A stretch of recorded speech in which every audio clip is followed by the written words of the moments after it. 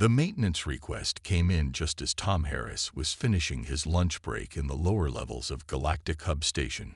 A faulty air recycler needed fixing in Section G. Nothing unusual for a Tuesday afternoon. He grabbed his toolkit and made his way through the twisting corridors, nodding at the occasional alien face he recognized from his 6 months on board. As he walked, his personal comm unit buzzed. Tom almost ignored it, thinking it was probably another work order, but the golden border around the notification caught his eye. This wasn't a maintenance request, it was an invitation. "Greetings, respected station resident." The message began in the formal tone that all official station communications used. "You are cordially invited to participate in the annual Peak Physical Excellence Challenge at Stellar Bodies Fitness Center. This prestigious event celebrates the pinnacle of physical achievement across all species." Tom scratched his head, wondering if this was some kind of joke. He'd seen the Stellar Bodies Fitness Center before. It was that fancy gym in the upper levels where various alien species worked out. The place always looked more like a medical facility than a gym to him, with all sorts of strange equipment and gravity controls he didn't quite understand. The invitation continued. This year's challenge includes 5 specialized events designed to test the limits of physical capability. All participants will be provided with necessary support equipment and safety gear to ensure comfort during these intense trials. He couldn't help but chuckle at the word intense. Tom had tried to use the regular gym facilities when he first arrived at the station, but the settings were so light that it hardly felt like exercise. He'd ended up creating his own workout routine in his quarters using improvised weights and resistance bands. Just as he was about to dismiss the invitation, a small note at the bottom caught his attention. "Due to our commitment to inclusive station policies, this year's challenge is open to residents of all gravitational backgrounds. Medical supervision will be provided." Tom stopped in the middle of the corridor, causing a floating gas-filled alien to swerve around him with an annoyed whistle. Something about this seemed off. Usually, these kinds of events were strictly segregated by species class. He'd learned that much during his cultural orientation. He pulled up the station's public database on his comm unit. Stellar Bodies was owned and operated by the Axari, a species from a 2.1G world who prided themselves on their physical capabilities. They were considered one of the stronger species in the galaxy, which always made Tom smile. His hometown on Earth had higher gravity than their entire planet. The air recycler could wait a few minutes. Tom dug deeper into the invitation, finding the registration details. There was definitely something wrong here. The form had none of the usual warning labels for high-gravity worlders. No liability waivers, no medical clearance requirements, nothing about psychological preparation for enhanced physical stress. Either someone had messed up the paperwork spectacularly, or this was a very interesting opportunity. Tom thought about his morning routine, the basic exercises he did to stay in shape for Earth's gravity, the push-ups that made his alien neighbors worry he was having a seizure, the jogging that once caused someone to call emergency services because they thought he was fleeing from something dangerous. He grinned and tapped accept on the invitation. The confirmation came instantly. "Welcome, Participant Harris. Please report to Stellar Bodies at 800 station time tomorrow for preliminary assessments. Remember to wear appropriate athletic attire and bring any personal comfort items you may require." Tom closed the message and continued toward the broken air recycler, already planning what he would wear. Nothing special, just his standard Earth gravity workout clothes. No need for the elaborate support suits he saw other species wearing in the gym. After all, how hard could their intense challenge be for someone who grew up on a planet that the galactic community classified as a death world? As he worked on the recycler, Tom hummed an old tune, imagining the next day's events. He had no idea that his simple acceptance of an erroneously sent invitation was about to turn the station's fitness community upside down and give everyone a new perspective on what it meant to be physically elite in the galaxy. The next morning, Tom walked into Stellar Bodies wearing his plain black shorts and a gray t-shirt. The moment he stepped through the doors, he knew he looked out of place. The other participants wore what looked like spacesuits, complete with joint supports and breathing apparatus. The gym itself was impressive, at least by alien standards. The ceilings stretched high above, with floating platforms at different heights. Strange machines lined the walls, their purpose a mystery to Tom. In the center, a group of about 15 aliens gathered around a tall, silver-skinned figure who Tom guessed was in charge. "Welcome, welcome." The silver-skinned alien noticed Tom and walked over. "I am Master Kill, head trainer at Stellar Bodies. You must be." He checked his datapad and his 4 eyes widened slightly. "Participant Harris." "That's right. Tom Harris, Maintenance Department." Tom smiled and held out his hand, then quickly pulled it back when he remembered that some species found the gesture threatening. Master Kell looked Tom up and down, all 4 eyes blinking in different patterns.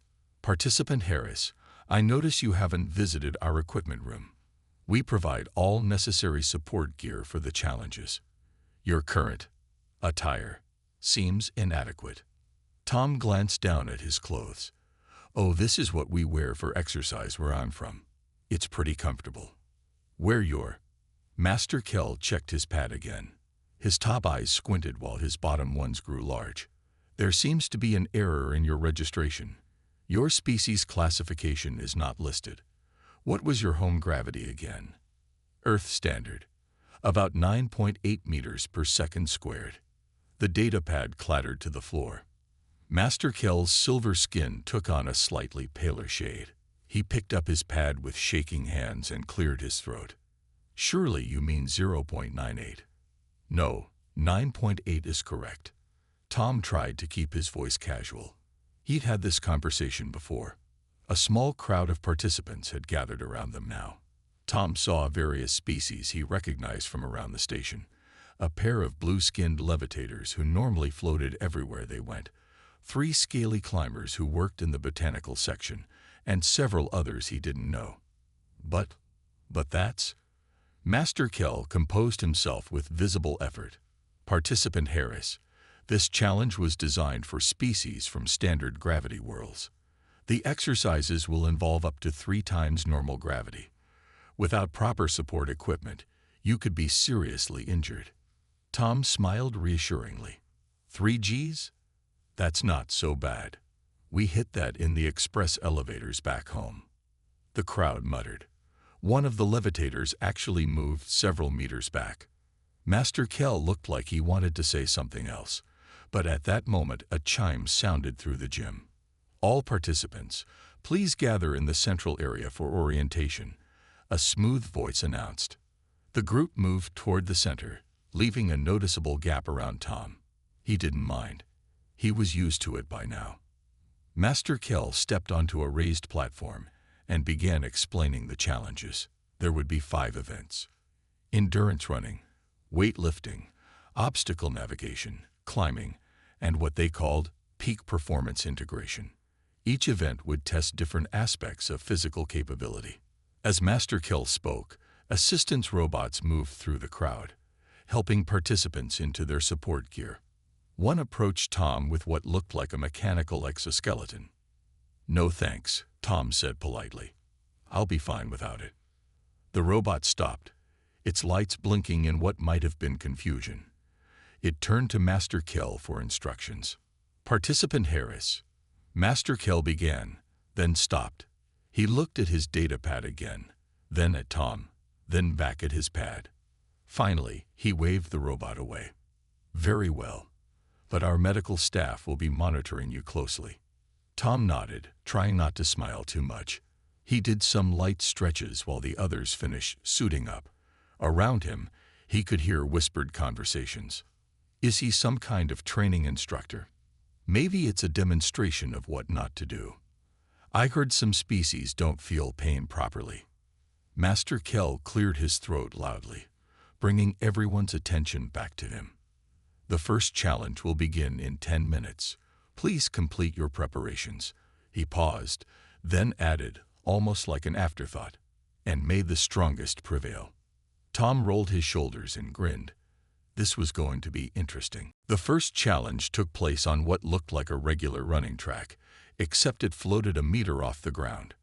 Master Kel stood at the control panel, making final adjustments while the participants lined up at the starting position. Tom took his place at the end of the line, still drawing worried looks from the others in their protective gear. "The endurance challenge will last 10 minutes, Master Kel announced. "We will begin at normal gravity and gradually increase to 3 times standard gravity. Remember your emergency signals if you need to stop." He looked directly at Tom when he said this last part. Tom bounced lightly on his toes, warming up. The track beneath his feet hummed as the gravity controls activated. Around him, the other participants activated their suit systems, mechanical joints whirring and support fields glowing softly. Beginning in 3, 2, 1. A gentle chime sounded, and they started moving. Most participants began with a slow, careful walk. The levitators, even with their support suits, stayed close to the ground, looking uncomfortable with having any gravity at all. Tom started with an easy jog. "Participant Harris," Master Kel's voice came through the speakers. "Please be advised we are now at 1.5 times standard gravity." Tom gave a thumbs up and kept his pace steady. He barely noticed the change. Back on Earth, he usually ran with a weighted vest that was heavier than this. At 2 times gravity, the first participants began showing signs of strain. The climbers were doing better than most, but their movements were becoming stiff. The levitators had switched to a kind of crawling motion, their suits humming loudly with the effort. Tom maintained his jogging pace, his breathing even and controlled. Sweat began to form on his forehead, but that was normal for any good workout. He didn't notice the alarmed looks from the medical monitors when they picked up his rising body temperature. 2.5 times gravity, Master Kel announced, his voice tense. "Participant Harris, your vital signs are unusual." "I'm good," Tom called out cheerfully, picking up his pace a little. The extra gravity was starting to feel like a proper workout now, similar to his morning runs back home. At 3 times gravity, most of the other participants had either stopped or slowed to a crawl. Their support suits were working at maximum capacity, servos whining with the strain. The track was littered with those who had given their emergency signals and been helped off by medical staff. Tom was still running. He had slowed his pace somewhat, and his breathing was heavier now, but he looked nothing like someone experiencing what the aliens considered extreme gravitational stress. Sweat ran freely down his face and arms, causing several observers to back away in alarm, thinking he was somehow melting. That's impossible," one of the medical staff muttered, staring at their readings. "His bone density, his muscle structure, what kind of world produces this?"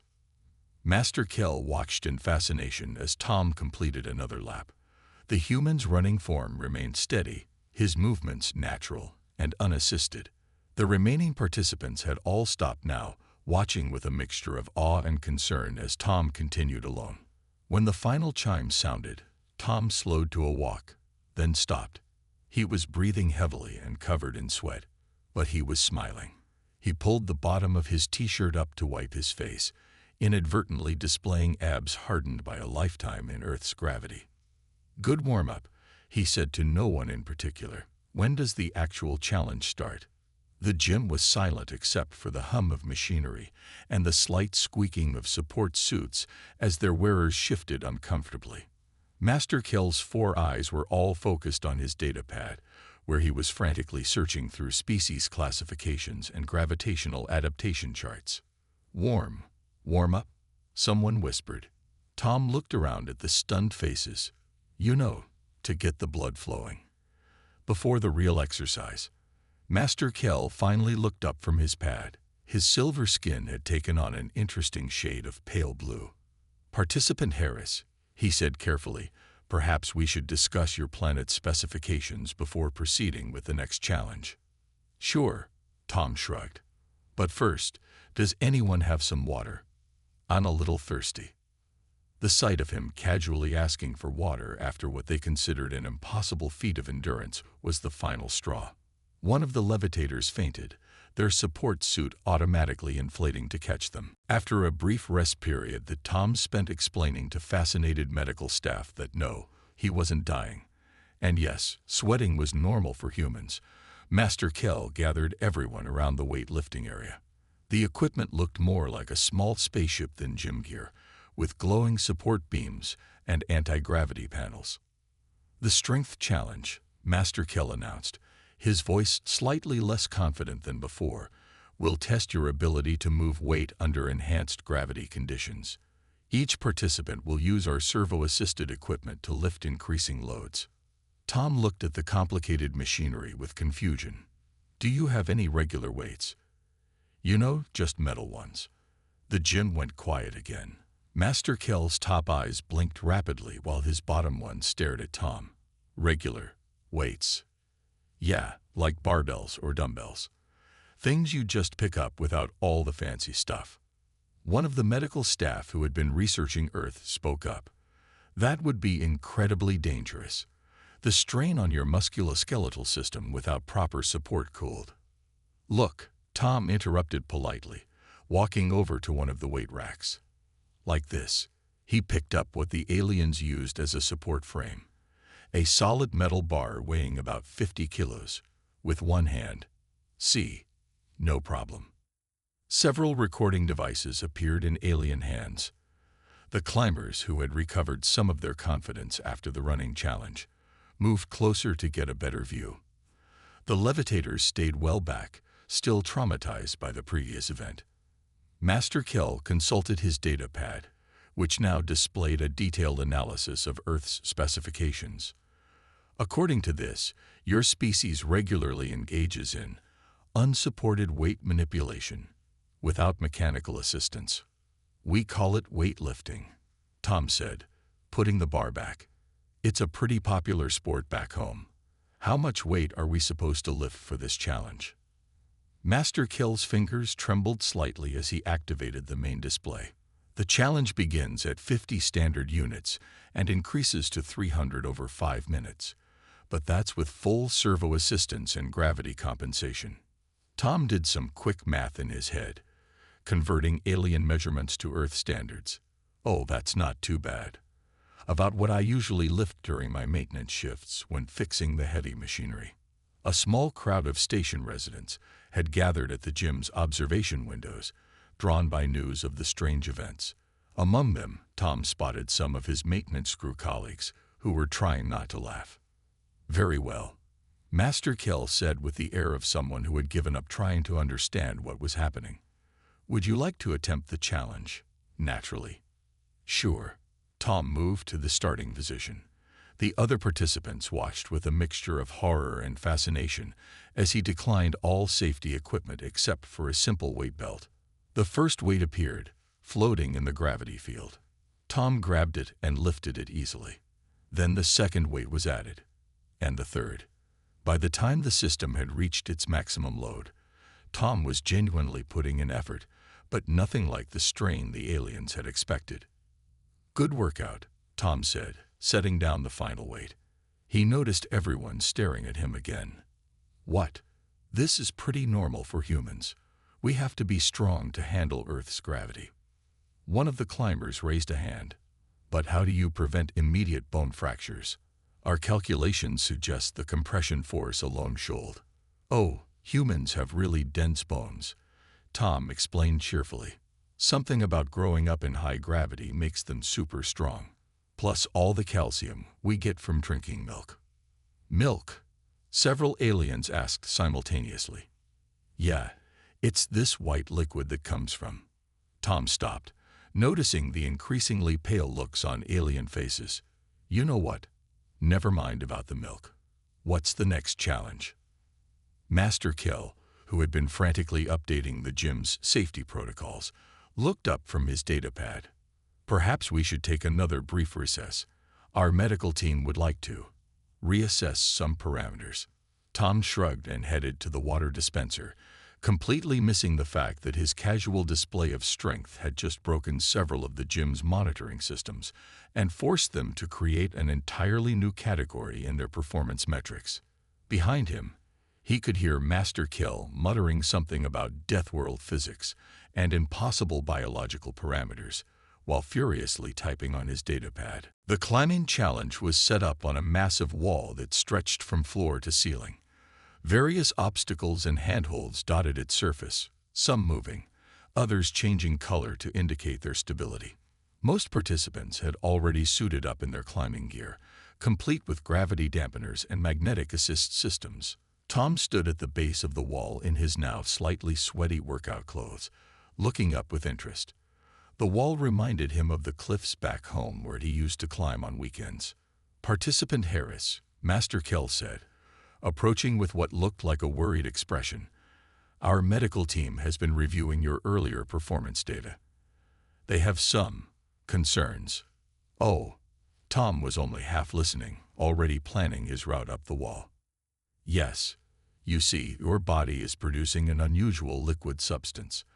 The sensors indicate it's some form of cooling mechanism, but the chemical composition—" "You mean sweat?"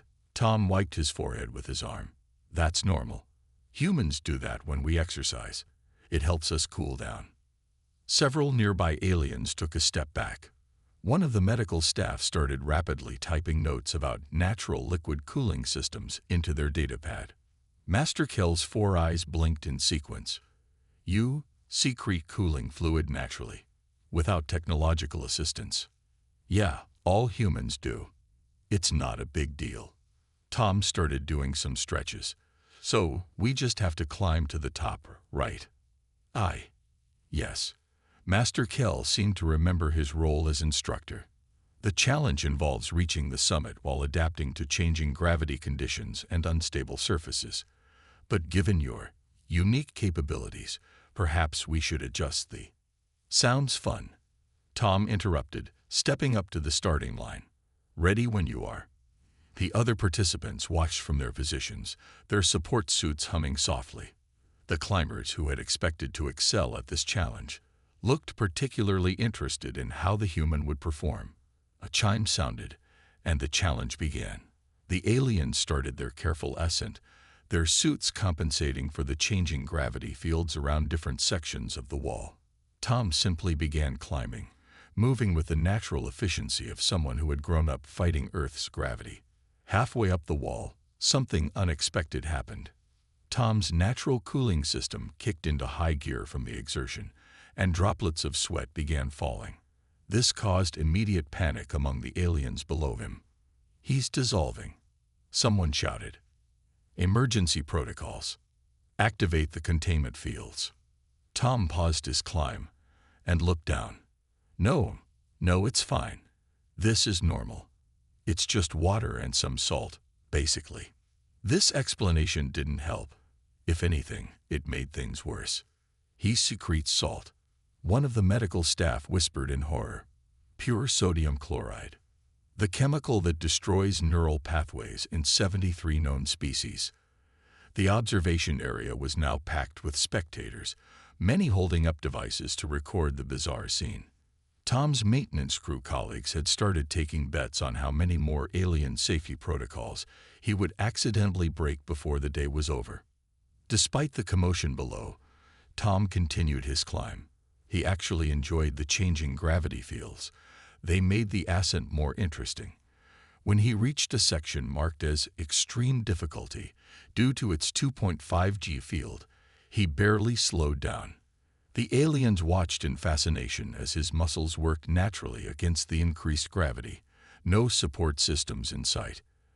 Every movement demonstrated the raw physical capability that came from evolving on a high-gravity death world. Tom reached the top first, hardly out of breath. He looked down at the others still making their way up and called out encouragingly, "You're all doing great. The handhold near the blue section is a bit loose though. Might want to skip that one."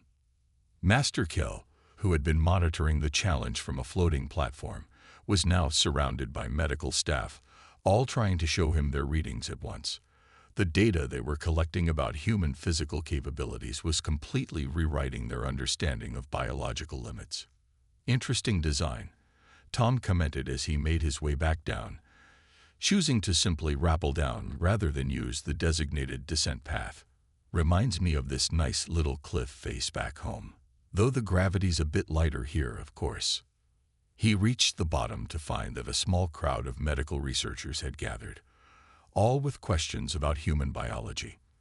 The levitators had retreated to their maximum comfortable distance, still processing the concept of voluntary exposure to high-gravity conditions. Master Kell looked at his schedule, then at Tom, then at his increasingly agitated medical team.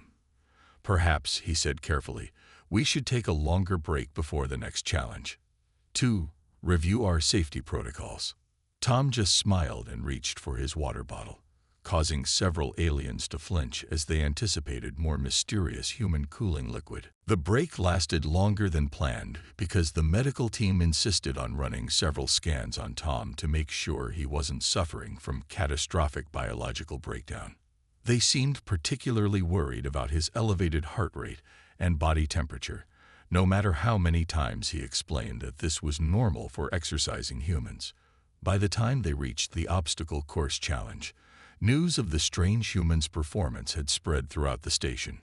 The observation area was packed with spectators from every species, all eager to see what would happen next. "This challenge," Master Kell announced, his voice carrying a hint of resignation, "combines all elements of physical capability. You will navigate through varying gravity fields, overcome physical barriers, and maintain balance on unstable surfaces." He paused, looking at Tom. The course was designed to test the limits of supported physical enhancement, but "Sounds great," Tom said cheerfully. "Like one of those fun runs we do back home." The course stretched out before them, a maze of floating platforms, rotating barriers, gravity wells, and suspension bridges. Most of it was surrounded by safety fields designed to catch falling participants. The other competitors were doing final checks on their support suits, some of them casting nervous glances at Tom. "We've adjusted the safety protocols," Master Kell said, mainly to the medical team hovering nearby. "All gravity fluctuations will be monitored in real time, and—" He stopped as Tom started doing simple warm-up exercises. The sight of a human touching his toes without mechanical assistance caused several gasps from the crowd. The challenge began with a series of platforms floating at different heights. The gravity shifted randomly between them, making timing crucial. The other participants moved cautiously, their suits working hard to compensate for the changes. Tom approached it like a playground. He jumped from platform to platform, actually using the gravity changes to help propel himself forward. His natural sense of balance, developed over years of living in Earth's harsh gravity, made the unstable surfaces seem easy. "Look at his joint flexibility," one of the medical researchers exclaimed. "The natural shock absorption is incredible. But how does he calculate the gravitational variations without a computer assist?" Another wondered. Tom didn't bother explaining that he was just using basic physics he'd learned in school, combined with the kind of instincts any human developed growing up on Earth. He was too busy enjoying himself. The next section involved crawling through rotating tubes while dealing with shifting gravity directions. The support suits of the other participants whirred and strained as they tried to keep their wearers oriented. Tom simply adapted his movements to each change, his body naturally compensating for the shifts. "This is fun," he called out as he emerged from a tube that had just spun him upside down. "We should set something like this up in the maintenance section."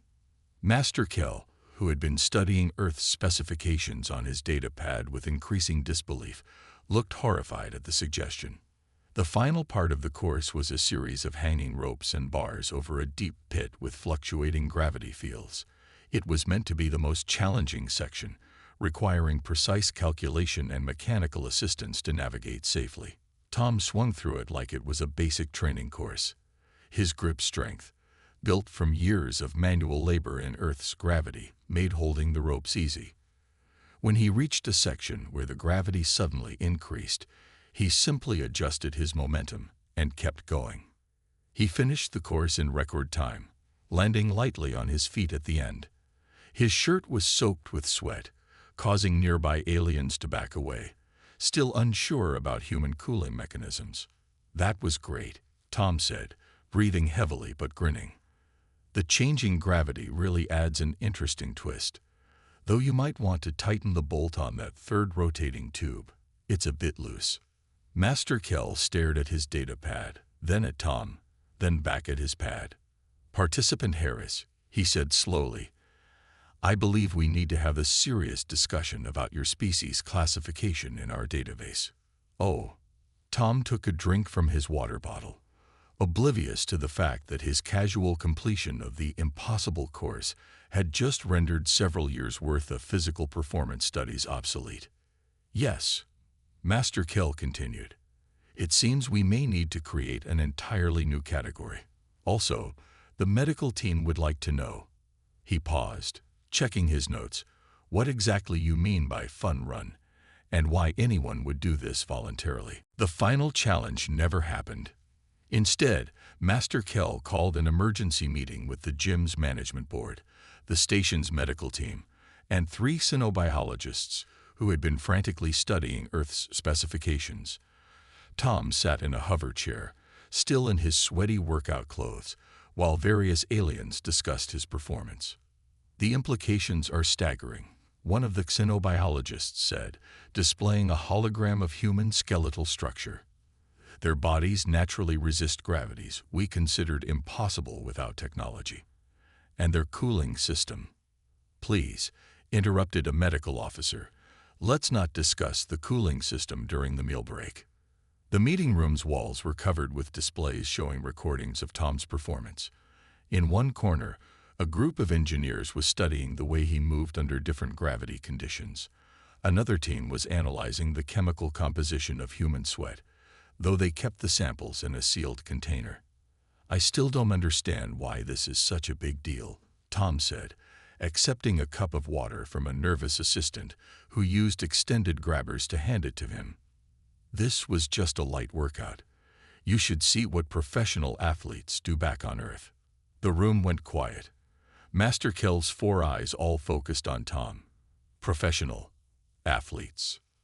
Yeah, you know, people who compete in sports. Running, swimming, weightlifting, that kind of thing. Some of them can lift 3 times what I did today. One of the levitators who had been watching the recordings fainted again. We need to completely revise our understanding of physical capability, Master Kell said, pacing back and forth.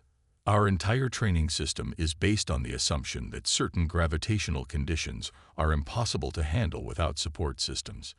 But you, he gestured at Tom with all 4 arms, you just walked in, and...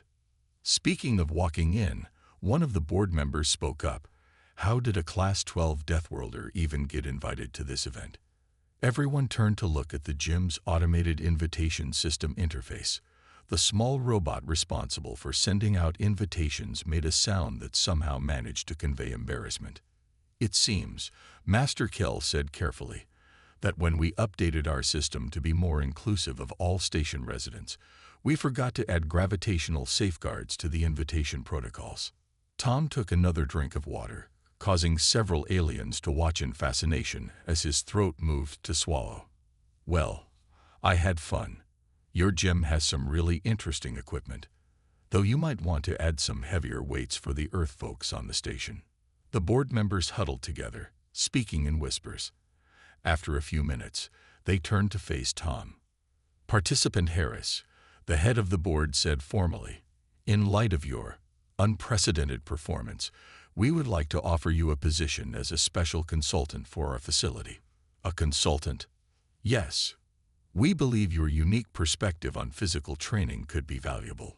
Plus, the board member added, the medical team would like to study your species' capabilities further. With your permission, of course. Tom thought about it.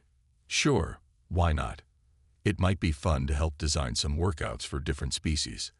Though we should probably put up some warning signs about human exercise methods. Already done, Master Kell said, displaying an image of a new sign being installed outside the gym. It read, Warning. Some exercise methods demonstrated by Earth humans are not suitable for non-Deathworld species. Do not attempt without evolutionary adaptation. As the meeting wrapped up, Tom noticed several of his maintenance crew colleagues waiting outside. They had come to congratulate him, and also to collect on their bets about how many alien safety protocols he would break. "Oh, by the way," Tom said as he was leaving, "I noticed your artificial gravity generators need some adjustment. They're running at about 98% efficiency. I can fix that during my next maintenance shift if you want." Master Kell, who had just spent hours watching Tom casually defy what they thought were the laws of physics, simply nodded. "Of course you can," he said weakly. "Of course you can fix our gravity generators. Why not?" Tom left the gym with a new job title, several very interested medical researchers following him at a safe distance, and a growing reputation as the station's leading expert on what he still insisted on calling basic exercise. Behind him, Master Kell started working on a new sign. Notice: gym equipment calibrated for normal species. Earth humans, please use appropriate gravity settings. Yes, we know that's boring for you. No, we won't change it. Please stop breaking our machines.